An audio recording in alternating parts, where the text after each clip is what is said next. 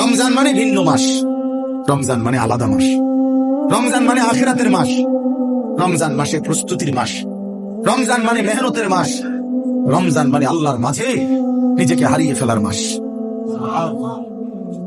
এটাই মাহে রমজান। আর যারা ইমানদার ভাইয়া, যাদের কবর আখিরাত মনে আছে, যারা পরকালকে বিশ্বাস করে, দিবানিশি জাহান্নামের ভয়ে যারা কাঁদে, যারা জান্নাতের আশা করে, খোদার কসম তাদের কাছে রমজান সর্বশ্রেষ্ঠ মাস। সারা বছর আমরা কিতাবে পড়ছি আল্লাহর প্রিয় বান্দারা, আল্লাহর নেক বান্দারা সারা বছর দিলে দিলে অপেক্ষা করতেন, আল্লাহ আরেকটা রমজান হায়াত দেন, আরেকটা রমজান হায়াত দেন, আরেকটা রমজান, আরেকবার সবে কদর পেতে চাই, আরেকবার ইতিকাফ করতে চাই, আরেকবার মাওলা তারাবি পড়তে চাই, আরেকবার 70 গুণ নেকি সবকিছুতে আমি অর্জন করতে চাই। আমার আরেকবার সুযোগ দেন। আমার আখিরাত লম্বা মাওলা, আমার পরকাল লম্বা, অতএব আমাকে আরেকটু সুযোগ। এই জন্য রমজান মাস এটা বড় মুবারক মাস, এটা দামি মাস মুমিনের কাছে। সবার কাছে একরকম না, সবার কাছে একরকম না বাবা, যার কাছে যেমন কদর করে তেমন। আমার একজন উস্তাদ আছেন হযরত মাওলানা মুফতি মুস্তাফা মাহমুদি, কুমিল্লা বাগমারা লালমাই এলাকার অনেক বড় আল্লাহওয়ালা হুজুর, আমার উস্তাদ। এই হুজুরে আমরা ছাত্র জীবনে দেখতাম, হুজুরে কইতো আল্লাহ কেমন, যার মনে যেমন, যার মনে যার মনে যেমন, যে ধীরে ধীরে যেমন ভাবে আল্লাহ তাআলা তার আচরণও তার সাথে করে। এমন আনা ইনদা যান্নি আবদি বি, আল্লাহ নিজে বলেন হাদিসে কুদসিতে, আমি আমার বান্দার ধারণা অনুপাতেই তার সাথে আচরণ। আমার বান্দা আগেই কয়, আগেই বলে না সুদে না লইলে, কিস্তি না লইলে। আমার বান্দা নিজেই বলে না কেমনে সংসার চলবো, আল্লাহ বলে আমিও তারে এমনই বানায় রাখি, কারণ তুই তো আমার উপরে কোনো আস্থাই রাখো নাই। তুমি আস্থা রাখছো সুদের উপরে, কিস্তির উপরে, তা তুমি যেমন আমার আচরণ তেমন, আমার আচরণ তেমন। এসব ব্যাপারে বান্দা আল্লাহ তাআলার ব্যাপারে ধারণা রাখে যেমন, আল্লাহ তাআলাও তার সাথে আচরণ করে তেমন। এই জন্য বললাম মাহে রমজান আমাদের জীবনের সর্বশ্রেষ্ঠ মুমিনের কাছে গুরুত্বপূর্ণ মাস। ইমানদারের হৃদয় এটা, ইমানদারের কলিজা এটা, ইমানদারের অপেক্ষা এটা। আমাদের প্রিয় নবী সাল্লাল্লাহু আলাইহি ওয়াসাল্লাম একটানা 2 মাস লাগাতার আল্লাহর কাছে রমজান ভিক্ষা চাইতেন। 2টা মাস, আল্লাহুম্মা বারিক লানা ফি রাজাব ওয়া শাবান ওয়া বাল্লিগনা রমাদান।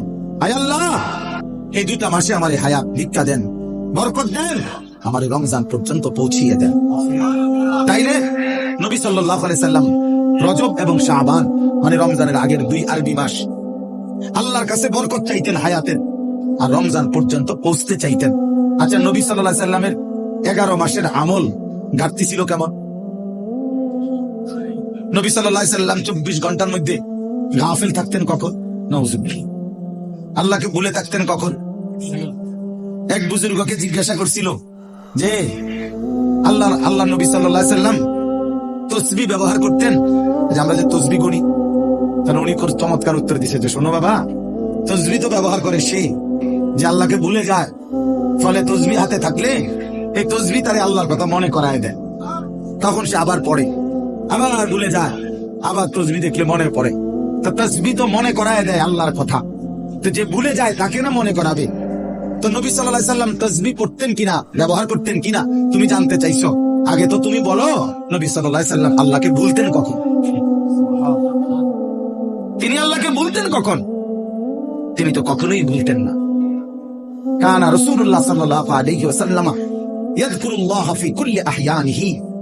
আম্মা জান আয়েশা রাদিয়াল্লাহু তাআলা আনহা বলেন, আল্লাহর নবী সাল্লাল্লাহু আলাইহি সাল্লাম সর্বদাই আল্লাহ তাআলার জিকির করতেন।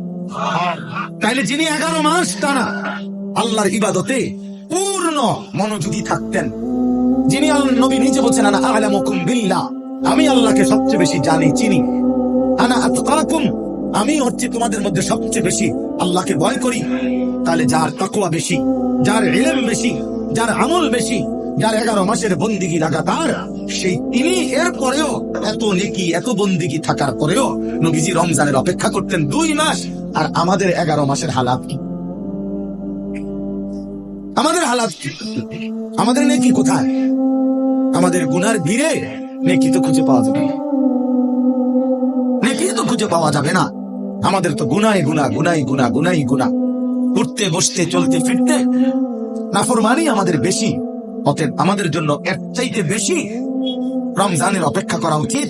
কারণ রমজান আমার গুনাহ ধুয়ে মুছে সাফ করে দিবে, রমজান আমার নেকির পাহাড় জমায়ে দিবে। এই জন্য দয়া করে আমরা প্রত্যেকে ইনশাআল্লাহ, এই প্রথম কথা আমার, রমজানের জন্য দিল থেকে দোয়া করবেন, বলেন ইনশাআল্লাহ। এইটা হলো 1 নাম্বার কথা, 1 নাম্বার ডিউটি। এখন থেকে আর বাকি কয়টা দিন প্রত্যেক দিন আল্লাহর কাছে বলেন, আল্লাহ আর কয়টা দিন হায়াত ভিক্ষা দেন, আর কয়টা দিন হায়াত দেন, রমজান না দেখাই আমারে কবরে নিয়েন না মাওলা। আমি রহমত মাগফিরাত নাজাত পেতে চাই, আমি 70 নেকি পেতে চাই, আমি সবে কদর পেতে চাই, আমি ইতিকাফ পেতে চাই, আমি রমজানের রহমত মাগফিরাত নাজাত পেতে চাই। আমারে এত কাছে আইনা 17-18 দিন সামনে রাইখা আমারে কবরে নিয়েন না। এটা আমাদের প্রথম দোয়া। 2 নাম্বার কথা হলো, আল্লাহ পাক রব্বুল আলামিন রমজানের গুরুত্ব বলতে গিয়ে এইখানে ডাইরেক্ট সরাসরি আল্লাহ নিজে বলছেন। এই আয়াতটা সূরা বাকারার 185 নম্বর আয়াত অংশ বিশেষ। আল্লাহ তাআলা বলেন, শাহরু রমাদান, এই যে রমজান মাস, শাহরু অর্থ মাস, রমাদান মানে রমজান। তো রমজান মাস, এই কথাটা আল্লাহ পাক এই মাসটার এতটা দাম যে আল্লাহ নিজেই এই মাসের নাম উল্লেখ করেছে। এই কোরআনুল কারীমে আরবি 12 মাসের মধ্যে আর কোন মাসের নাম কোরআনে নাই, শুধু এটাই আছে। মুহররম, সফর, রবিউল আউয়াল, রবিউল সানি, আরো মাস আছে না আরবি, এগুলোর নাম নাই। শুধু এই রমজান মাসের নামে আল্লাহ উল্লেখ, শাহরু রমাদান, রমজান মাস। অতএব যেটা আল্লাহ উচ্চারণ করছেন সেটা দামি কিনা বলেন। 2, আমাদের নবীজির জবানে রমজান শব্দ উচ্চারণ হয়েছে কিনা? নবীজি বারবার বলছেন, ইজা দাখালা রমাদান, যখন রমজান আসে, ফুতিহাত আবওয়াবুর রাহমা, আবওয়াবুল জান্নাহ, রহমতের সব দুয়ার আল্লাহ খুলে দেয়, জান্নাতের সব দুয়ার আল্লাহ খুলে দেয়। ওয়াগুল্লিকাত আবওয়াবুন নার, জাহান্নামের দরজা বন্ধ করে দেয়। ওয়াসুলসিলাতিশ শায়াতিন, শয়তানগুলোকে শেকলে বন্দী করে দেয়। এটা মজার বিষয় হইল, মনে করেন এদিক দিয়া ওই পাশ থেকে কোনো খান দিয়া বাইর হইবার কোনো ব্যবস্থা নাই, রাস্তা কেবল একটাই, আপনাকে এদিক দিয়ে বাইরে হইব, ঢুকবেন কেবল এটাই, এদিক দিয়ে ঢুকতে হবে। তা আল্লাহ যেন রমজান মাসে জাহান্নামের সব দরজা বন্ধ করে দেয়, শয়তানগুলোকে শেকলে বন্দী করে ফেলে। এবার আল্লাহ যেন বলে, বান্দা এটা রমজান, যেদিক দিয়ে আমল শুরু করবা, যে এলাকার থেকে আমল শুরু করবা, মানে আমার জান্নাতের দিকে হাঁটা শুরু করবা, তো কোনোখানে বাঁচবে না, কোনোখানে ভুল হবে না, পথ হারাইবা না, রাস্তা ভুল হবে না, অন্য কোনো দরজা দিয়ে ঢুকার সম্ভাবনা নাই। শুধু খোলা যেই দরজা, এটা শুধুই জান্নাতেরই দরজা, ঢুকলে শুধু জান্নাতেই ঢুকলে শুধু জান্নাতেই ঢুক।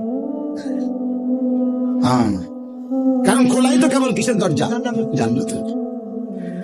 জান্নাতের দরজা। এজন্য রমজানে যদি কেউ ইবাদতে লাগে, বন্দিগিতে লেগে যান, আল্লাহর হুকুম পালন, তা আল্লাহ তাআলা বলেন মাস শেষে শুধু কেবল জান্নাতেই ঢুকবা, জান্নাতেই ঢুকবা, জান্নাতেই ঢুকবা। তাহলে নবী সাল্লাল্লাহু আলাইহি ওয়াসাল্লাম রমজান মাসের নাম রমজান উল্লেখ করছেন। মান কামা রমাদান, মান সামা রমাদান, এই রমজান শব্দটি আল্লাহ নবী বারবার উল্লেখ করছেন, বারবার উল্লেখ করেছেন। তাহলে যেই নাম আল্লাহ উল্লেখ করছেন, যেই নাম নবীজি উল্লেখ করছেন, তাহলে এটা নিঃসন্দেহে দামি কিনা বলেন। অতএব রমজান মাস আল্লাহর কাছে যেহেতু প্রিয়, রমজান মাস নবীর কাছে যেহেতু প্রিয়, আমি মোমেনের কাছেও রমজান যা আমার আল্লাহর প্রিয় তা আমারও প্রিয়, যা আমার নবীর প্রিয় তা আমারও কি প্রিয়। এটা হলো এক। এবার আল্লাহ তাআলা রমজানের বৈশিষ্ট্য বলতেছে, আল্লাযী উনজিলা ফীহিল কুরআন, রমজান এটা সেই মাস যেই মাসে আমি আমার শ্রেষ্ঠতম কালাম কোরআন নাজিল করেছি। তাহলে রমজান মাস সেই মাস যেই মাসে কোরআন নাজিল হয়েছে। তাহলে রমজান কোরআন, রমজান কোরআন, এটা একদম কাগজের এই পিঠে, এই পিঠে যদি লেখা থাকে রমজান, ওই পিঠে দেখা যাবে লেখা আছে কোরআন। কোরআন, রমজান আর কোরআন, অর্থাৎ রমজান মানে কোরআনের মাস, কোরআনের মাস।